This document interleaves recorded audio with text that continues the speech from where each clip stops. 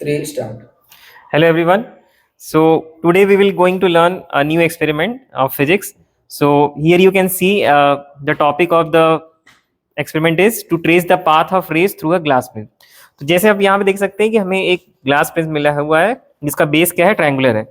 अब इस प्रिज्म से जो रिफ्रैक्शन होगा वो पहले एयर से होगा, लाइट एयर से ग्लास में एंटर करेगा, फिर उसके बाद ग्लास से एयर में जाएगा।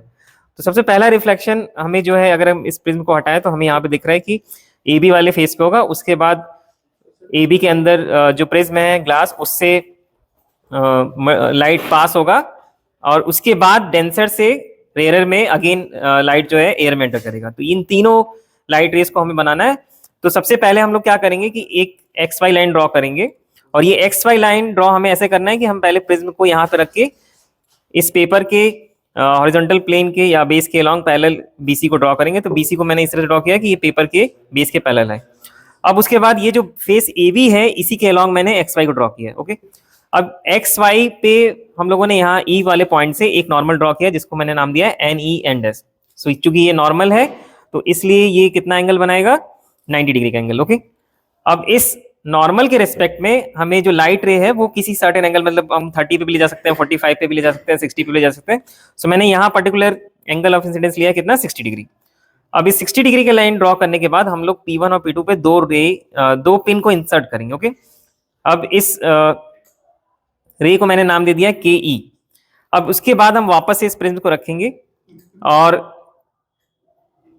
ये लाइट रे जो है अब इस प्रिज्म के थ्रू पास हो रहा है, और हम ये एग्जाम्पशन लेके चलते हैं कि लाइट रे जब इस प्रिज्म के अंदर जाएगा तो वो पहला जो यहाँ पे ई एफ यहाँ पे रे बन रहा है, मतलब टोटल यहाँ पे के ई एफ के आगे हमें इसको लेके जाना है और इसको हम जी मान लेते हैं, यहाँ तक जी तक ही जाएगा। तो हमें ई एफ जो है ये एज्यूम करके चलते हैं कि E F is parallel to BC. Okay, तो यहाँ पे आप देख सकते हैं हम लोग इसको पैरेलल टू बीसी ड्रॉ किए। फिर उसके बाद हम वापस इस प्रिज्म को रखेंगे और इससे पहले हम लोग क्या करेंगे, R1 और R2 को निकाल लेंगे। तो मैंने 60 डिग्री के लिए R1 को जो है 30 डिग्री ऑब्टेन किया है और R2 जो है वो भी 30 आएगा। ओके, अब उसके बाद जो है हम यहाँ पे वापस से प्रिज्म को रखेंगे और फेस AC से हम लोग जो है इस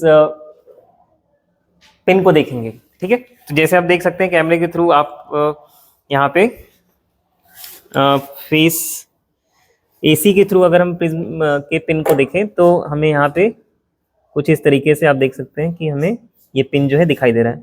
अब इस पिन के पोजीशन को हम लोग यहाँ पे ऑब्टेन करेंगे। ओके,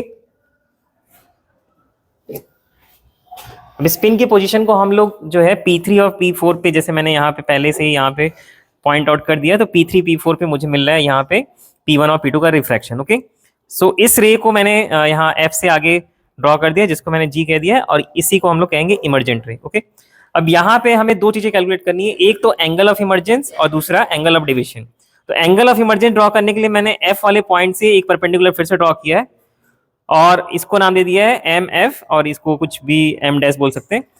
अब उसके बाद मैंने ये जब एंगल ऑफ इमर्जेंस मेजर किया तो वो कितना रहा है, 47 डिग्री। ओके, तो ये हमारा एंगल ऑफ इमर्जेंस हो गया, दैट इज 47 डिग्री। अब उसके बाद हम लोग क्या करेंगे, एंगल ऑफ डेविएशन निकालेंगे। तो यहाँ पे जो डेल्टा है that is angle of deviation. तो ओरिजिनल जो हमारे पास लाइट रे था वो के ई के अलॉन्ग गया था, अब वो डेविएट कर गया है एफ जी के अलॉन्ग। तो ये जो एंगल ऑफ डेविएशन होता है ये इन दोनों लाइन के बीच का एंगल होता है, जिसको पीछे की तरफ प्रोड्यूस करके हम एच आई के रेस्पेक्ट में एंगल निकालेंगे तो डेल्टा हमें कितना मिला, 50। तो ये ओवरऑल एक्सपेरिमेंट हो गया। अब इसमें जो कैलकुलेशन है वो हमें ये दिखाना है कि मैंने एंगल ए मेजर, मतलब पहले से ये मुझे अपेक्स एंगल पता होता है प्रिज्म के लिए जो कि 60 डिग्री होता है। तो एंगल ए 60 डिग्री है, एंगल ऑफ डेविएशन मैंने मेजर किया वो कितना है, इसी को डेल्टा भी कहते हैं, 50 डिग्री है, आई 60 डिग्री है, R1 और R2 मैंने कैलकुलेट किया है। हमें शो ये करना होता है कि किसी भी प्रिज्म के लिए अगर सारे एक्सपेरिमेंट सही तरीके से हुए हैं तो angle A plus angle D should be equal to angle I plus E. But यहाँ पे कुछ एरर की वजह से जो है यहाँ पे 3 डिग्री का डिफरेंस आ रहा है, बट वो एरर को सही किया जा सकता है अगर हम प्रॉपर एंगल से पिन के रिफ्रैक्शन को ऑब्जर्व करें। ओके, सो इस तरीके से मैंने ग्लास पिन के ग्लास पिन से रिफ्रैक्शन के फिनोमेना को स्टडी किया और एक लाइट रे के पाथ को ड्रॉ किया। Okay, so thank you for watching this video and have a nice day.